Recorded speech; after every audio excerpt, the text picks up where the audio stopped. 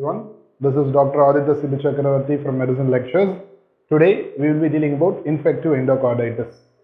Infective endocarditis is one of the most important topics in your undergraduation as well as in your post-graduation. It is a common complication that can be seen in a wide variety of cardiac lesions. In fact, any cardiac condition can have this complication, and you have to have a high index of suspicion to pick this up. So today we'll start our discussion with infective endocarditis. So what is infective endocarditis? Basically, infective endocarditis means it is the infection of the endocardium, the endocardial lining of the heart, and the endocardial lining of the heart chambers or heart valves, any of the arteries, anything can be involved. That is they are commonly called as infective endocarditis. So we will first see what is a vegetation.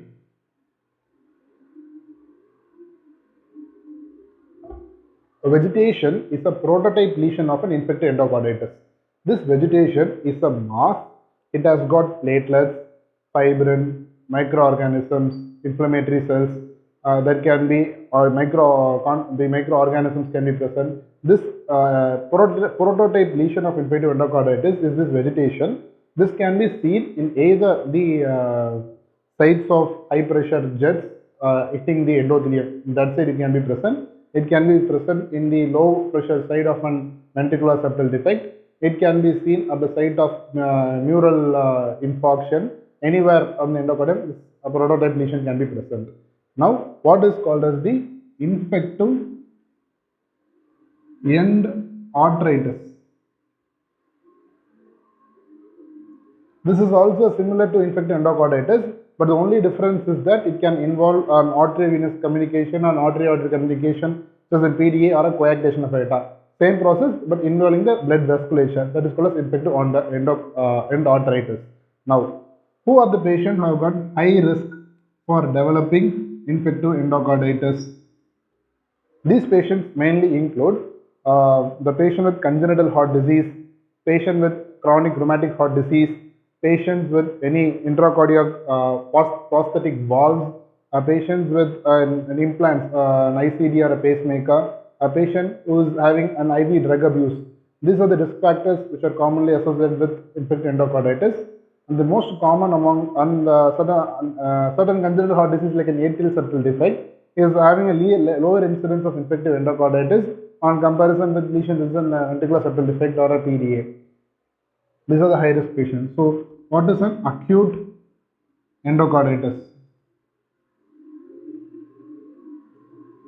What is subacute endocarditis?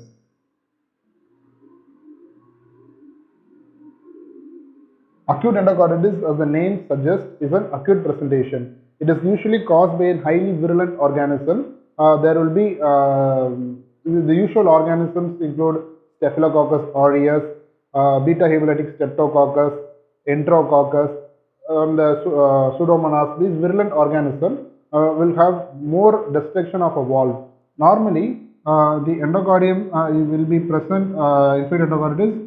You can suspect this is the cardiac valves and this is the cardiac tendineae. The lesion will be, this is the endocarditis lesion.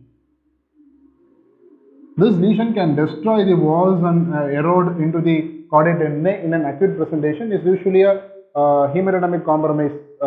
Such presentation will be there. Whereas in a subacute presentation, the organisms they can have less chance of embolism. Acute will have more chance of embolism. Secondly, there will be less damage to the underlying wall, whereas in acute there will be more damage to the underlying wall. The organism there is Staphylococcus, Enterococcus,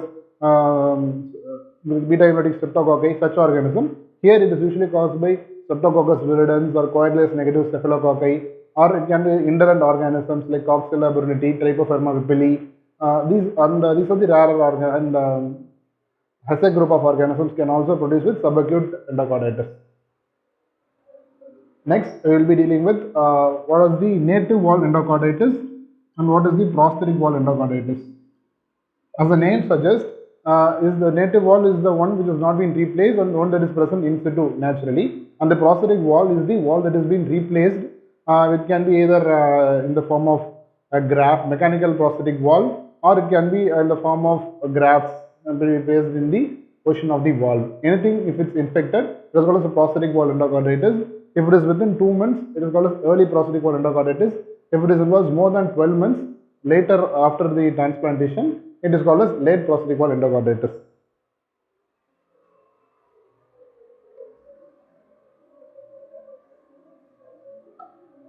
Now, what are the causative organisms causing infected endocarditis? Overall, the most common cause of infected endocarditis is Staph aureus, but certain subcategories will have certain higher risk of other organisms. We will be dealing with them one by one. First, what are the sources of infection? A patient with GI cancer or GI polyp can have Streptococcus galloliticus infection. A patient developing infected endocarditis following a urinary tract infection usually will have Enterococcus infection. A patient with an upper respiratory tract infection following endocarditis, think of as a group of organism. A patient with skin infection developing infected endocarditis, think of Staph aureus. A patient with oral cavity infection developing infected endocarditis, think of Streptococcal viridans.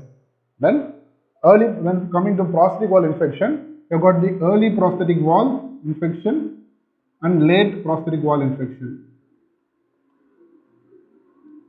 Early prosthetic wall infection can be caused by Coagulus negative staphylococci or Staphylococcus aureus or even fungus. It is usually caused within 2 months, within the first 2 months post transplantation. Late prosthetic wall is seen after 12 months. It is the causative organism are similar to those that are found in community acquired endocarditis. Staph aureus is the most common for late prosthetic wall endocarditis.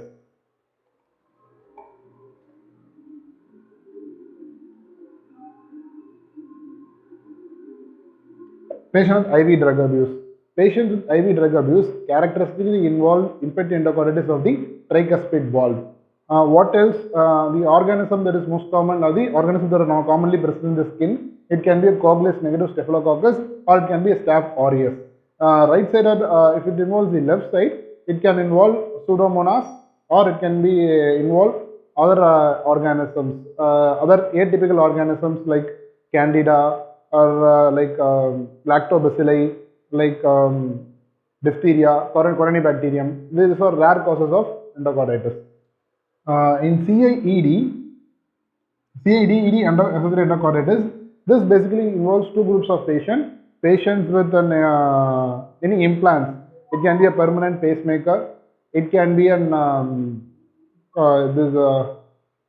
can be permanent pacemaker or other cardiovascular ICD, implantable cardiovascular defibrillator. Both these implants. ICD associated CED is more common than the pacemaker implants. This is again caused by Staph aureus or Coagulus negative staphylococci. These are the common organisms. The last group will be the culture negative staphylococci.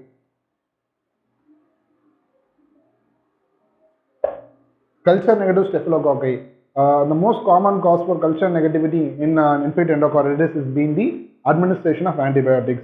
A patient with fever will be straight away sought on certain antibiotics.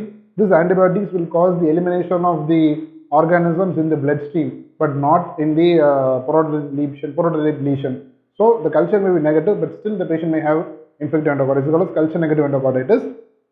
The other causes include the infection by an indolent organisms like HASSAC group of organisms, Haemophilus, Acinetobacter, Cardiobacter, Eichinella, Kingella, this group of organisms, or it can be because of Coxella burnetii, it can be because of brucellosis in Middle East areas, it can be caused by Bordetella henselae. These are the rare causes which are not routinely picked up by culture. Organisms which cannot be picked up by culture are called as culture negative endocarditis.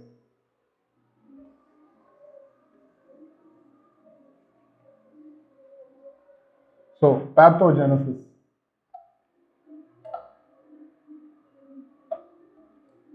So, this is important.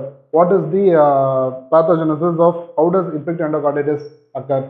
Basically, an intact endothelium will be refractory to any type of infections by most organisms. There will be some sort of endothelial injury. This endothelial injury can be because secondary to a high volume of jet hitting into the endocardium, as in the case of mitral regurgitation, aortic regurgitation, aortic stenosis, congenital heart diseases, or it can be present on the low pressure side of a complex congenital heart disease. This can cause endothelial injury. Second, infection by a highly virulent organism like a Staph aureus which can invade even an intact endothelium. That is second group. And third one will be the presence of this group, non-bacterial thrombotic endocarditis. This non-bacterial thrombotic endocarditis means there are accumulation of platelets and fibrin at the site of this vital regurgitation or some other impact. There will be collection of this platelets and this non-bacterial thrombotic endocarditis can act as a perfect seedling site for an organism to attach. Suppose a patient is having a distal infection, a leg infection, cellulitis, or an abdominal infection, the organism will enter into the bloodstream from the distal infection. Once it enters in the bloodstream, while passing through the heart, these infections can be attached to the NBTE. How does this infection organism attach to the NBTE? By use of these microbial surface components recognizing adhesion matrix molecule. By the help of these adhesion molecules and certain other factors, fibronectin binding proteins, they bind to the prototype lesion. Once they are bound to the prototype lesion, there will be a release of further platelet aggregation and the organism deep inside the endocarditis, say if this is the mass, the organism here will be dormant. They won't multiply. They will be inactive. They will be dormant, but they cannot be penetrated with antibiotics. The superficial organism, they will be multiplying and they can enter into the systemic circulation then and there. Once they enter into the systemic circulation, they can produce symptoms like all the constitutional symptoms.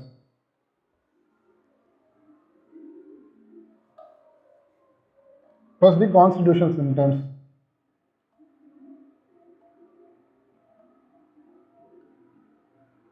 There can be fever with myalgia, arthralgia, malaise, fatigue, weight loss, chills and rigors, night sweats. All these constitutional symptoms can be present. Along with that, the other symptoms you can have include splenomegaly, then embolic manifestations in the form of renal failure, painful clubbing can be present. These are the manifestations of constitutional manifestation of infective endocarditis. Then you can have cardiac manifestations.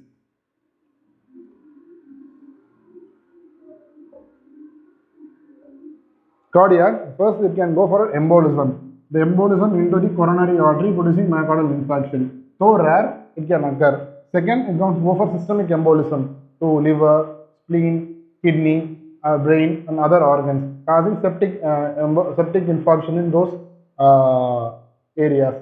Second, you can have cardiac failure. Failure is more common with acute aortic regurgitation more than the mitral valve disease, because aortic valve regurgitation produces severe AR that is usually not compensated. The heart cannot manage an acute AR that is seen with infective endocarditis. The patient will straight away go for cardiogenic pulmonary edema, later cardiogenic shock and death. This is one of the most common reasons for death in an infective endocarditis. Thirdly, abscess. In aortic valve disease, from the valve, it can involve the annulus and the perivalvular areas, forming myocardial abscess. This myocardial abscess can then go upwards into the interventricular area and involve the interventricular septum. Once the interventricular septum is involved, it can produce conduction disturbance. Conduction disturbances can be seen in the form of heart blocks because of the involvement of the interventricular septum. This is again more common in aortic valve disease than in the mitral valve disease.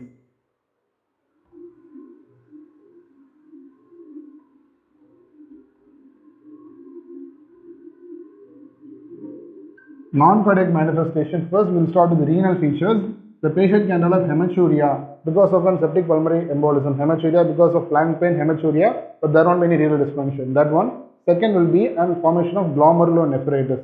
The antigen antibody complex will deposit in the glomerulus. This will be followed by complement absorption, hypocomplementemic diffuse glomerulonephritis.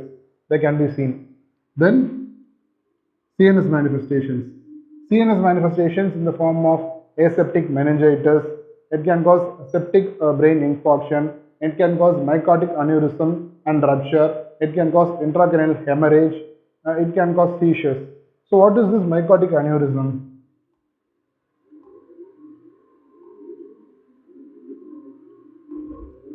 There is enlargement of an emboli into the vasa vasorum of the vessel wall. The vasa vasorum of the vessel wall is found in the blood. It is the vessel supplying the blood vessel. This will lead to a focal weakness in the vessel wall and will go for dilatation. And this aneurysm can go for rupture, leading to hemorrhage and intracranial hemorrhage.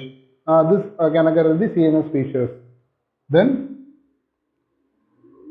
in a patient with the IV drug abuser patient who is having the tricuspid wall involvement can have the septic pulmonary infarction. What is the septic pulmonary infarction? The patient can present with fever, cough, breathlessness, chest pain. Initially, they can form a pleuritic nodule. The present of parenchymal nodules will be present. Later, they can develop into lung abscess, empyema, or it can even for pneumothorax. Anything of this can be formed. This is the lung manifestations. The other manifestations are the peripheral manifestations. Peripheral manifestations, mainly in the form of osseous nodes. Osseous nodes. They are found in the pad of the digits they are found in the pads of the hands and the legs.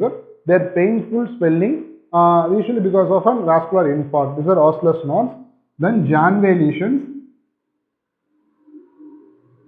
The Janeway lesion basically involve both the thenar and hypothenar remnants. We have got a macular lesions. They are not as painful as the osseous nodes. Then you have got the Roth spots. These Roth spots are present in the retinal hemorrhage, central retinal hemorrhages that can be visualized with fundus. These are the peripheral findings in an infected endocarditis.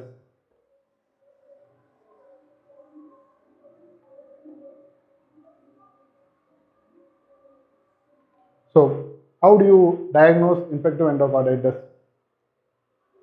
First, Duke's criteria. Duke's criteria involves three things: major criteria and the minor criteria. The major criteria, you have to do two things. First, you have to find an echo evidence of an intracardiac mass. Echo evidence of intracardiac mass has to be identified, and the second one will be blood culture.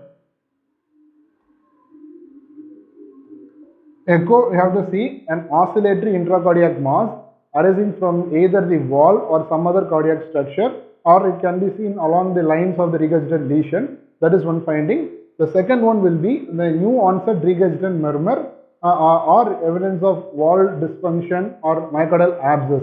Everything can be picked up with echo.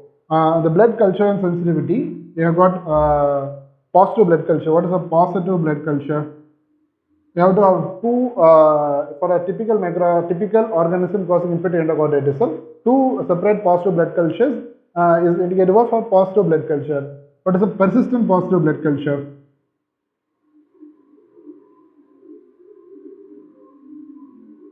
A two or more blood culture, if they are taken 12 hours apart and if it's positive in both the blood culture reports, then it is called as a persistent positive blood culture.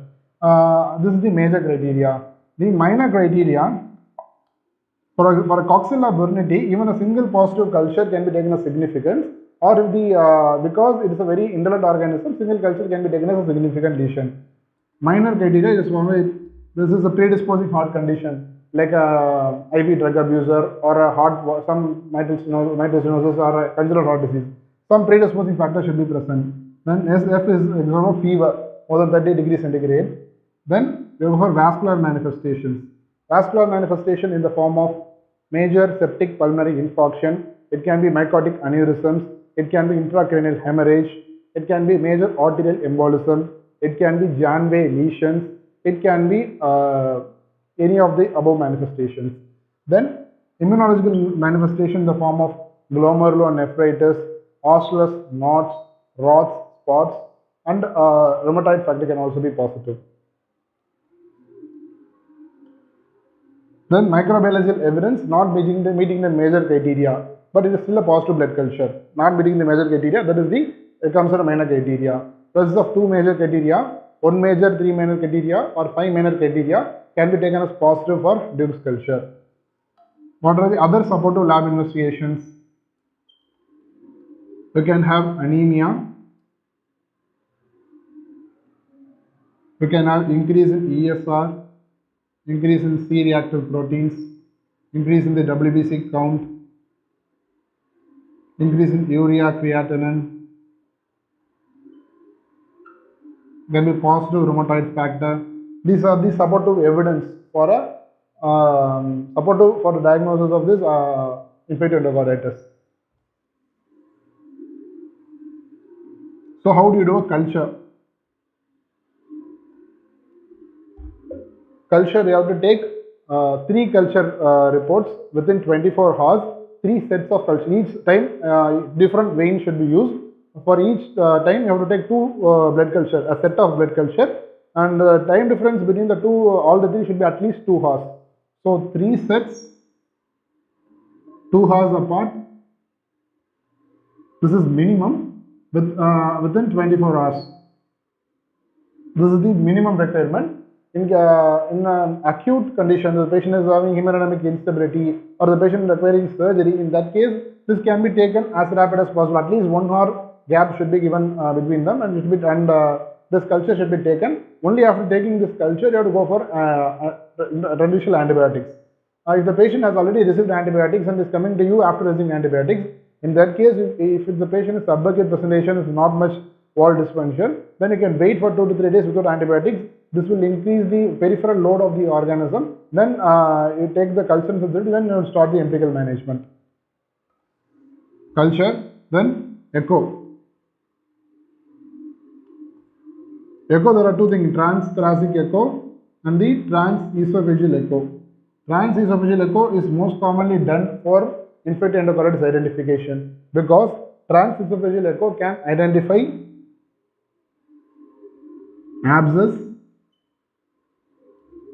prosthetic valve involvement. It can identify abscess less than 2 millimeter in diameter. They can be picked up. Then intracardiac fistula.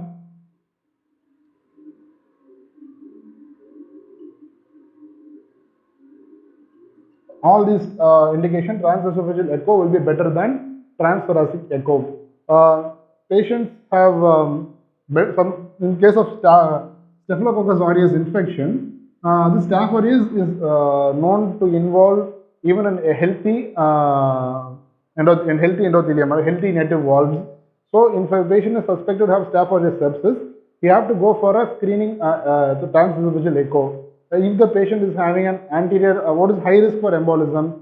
High risk for embolism means a patient having an anterior leaflet involvement. If the lesion is more than 2 centimeters, if the patient is having Staph aureus sepsis, then you have to go for screening transesophageal echo. Then FDG PET can also be tried. FDG PET can also be tried to identify the location of infections. If there is a transvalvular spread, in that condition, if there is involvement of the myocardium, you can try this Bental's procedure. The FDG PET is also called as the Bental's procedure. You can also do the routine CBC, RFT, LFT, ECG, chest X-rays. That can also be done in all patients with infective endocarditis.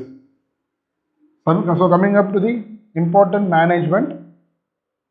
First, empirical management. Any patient with fever, chest pain, new onset regurgitant murmur, in a known case of some rheumatic heart disease or in congenital heart disease, when you are suspecting infective endocarditis, first thing you have to say this, I think if it's an acute infective endocarditis or subacute infective endocarditis. If it's an acute infective endocarditis, you have to quickly take the blood cultures and you should start on empirical antibiotic treatment. The empirical antibiotic treatment can be started before knowing what is the organism, and it is and its prevalence varies among region to region, but the most commonly accepted empirical antibiotic will be vancomycin 15 mg per kg IV series or plus Genta 1 mg per kg IV series. This should be empirically started, and the patient's blood before and after sending the blood culture report. Once the blood culture report comes back, and if the causative organ is if it's Streptococcus viridans, The patient should be shifted back to penicillin G, 2 million units, IV, Q4 If it or the patient can go for zone 2 gram IV OD. If the organism comes back as enterococci, it can use the penicillin G at a higher dose, 4 to 6 million international units, IV Q4 Harley, and can combine the enterococcus with gentamicin, 1 mg per kg. If you are already continuing the gentamicin, you can continue back up. If you are already started vancomycin, you can continue the vancomycin along with gentamicin, IV TDS. If the organism comes back as Staph aureus, if it is a native wall endocarditis or a prosthetic wall endocarditis, native wall endocarditis, you should start on vancomycin. Again, the same dose, 15 mg per kg per day. If it is a prosthetic wall endocarditis, you have to start on vancomycin plus gentamicin plus rifampicin. Rifampicin is added to improve the penetration into the prosthetic walls. So this is the basic antibiotic treatments you can do. The further resistance, if there is resistance to any of the above agents, the alternate agents can be tried or a higher dose can be tried. The duration for native wall endocarditis will be usually 4 weeks. In a prosthetic wall endocarditis, I have to go for 6 weeks. This is only approximate duration. Native one is 4 weeks and this one is 6 weeks. Okay. Now, what is the role of antithrombotic treatment? We know infected endocarditis patient is at high risk of thromboembolism. So, we can be anticoagulated with him with warfarin or heparin? The answer is no, because this infected endocarditis patients are at high risk of developing intracranial hemorrhage because of myocardic aneurysms. And also, anticoagulating will not prevent the detachment of infection and spread into the systemic circulation. So, what can we do? If the patient is having a mitral stenosis, if the patient is having atrial fibrillation, if the patient is having some other process, DVT or some other indication for which he is taking an anticoagulant, in that time you can change the anticoagulant to heparin or low molecular heparin and continue anticoagulation with as a caution because it can still raise the chance of an ICH and stroke. Now, surgery. What are the indications for surgery? A patient with infected endocarditis, if the patient is having CCF, if the patient is having drug-resistant infected endocarditis, drug resistance, or if the patient's drugs, even if having persistent bacteremia, even 7 to 10 days after intensive antimicrobial therapy, can still take up the patient for surgery. If the patient is having CAED endocarditis, you have to remove the foreign body ACD or a pacemaker. They should be removed because that is better than plain antibiotics alone. Or you can do surgery in a patient with complications like myovalvular abscess, fistulas. If any of these complication occurs, you can still take up the patient for surgery.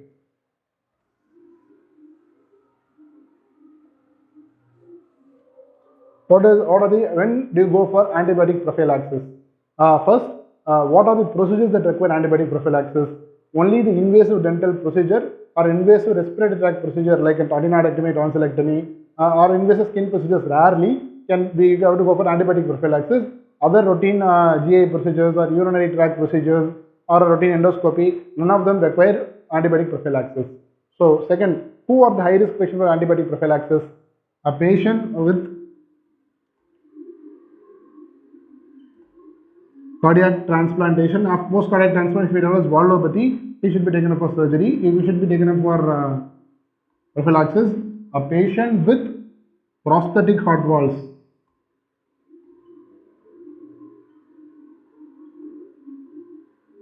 He has to be taken up for antibiotic prophylaxis. A patient with unrepaired cyanotic congenital heart disease.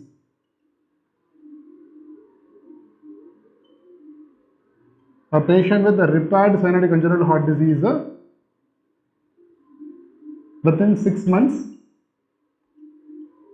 post surgery, or patient with a partially repaired congenital heart disease with the residual deformity, you have to take up patient for consider him as high risk. So these are the high risk patients to whom you have to start the antibiotic prophylaxis. So what are the drugs you have to give? First, if the patient is able to take oral drugs, you have to go for amoxicillin, 2 gram 1 hour before procedure. If the patient is not able to take oral drugs, you have to go for IV ampicillin, 2 gram 1 hour before procedure. If the patient is not able, if patient is able to take orally, but is having some penicillin allergy, in that case you can go for clindamycin 600 milligram, or azithromycin, or clarithromycin, or cephalexin. If the patient is not able to take orally and is also having penicillin allergy, you can go for clindamycin 600 milligram IV. So, summary: any patient who is a known case of some congenital heart disease or rheumatic heart disease presenting with high grade fever with nuance and regurgitant murmur, they take the patient and with do blood culture and the 2D echo. If you are able to pick up a mass, or if you are able to pick up an IV if you are able to pick up the correct organisms, then start empirical antibiotics first. In the case of vancomycin plus gentamicin, then based on the culture and sensitivity report, you can start the specific treatment.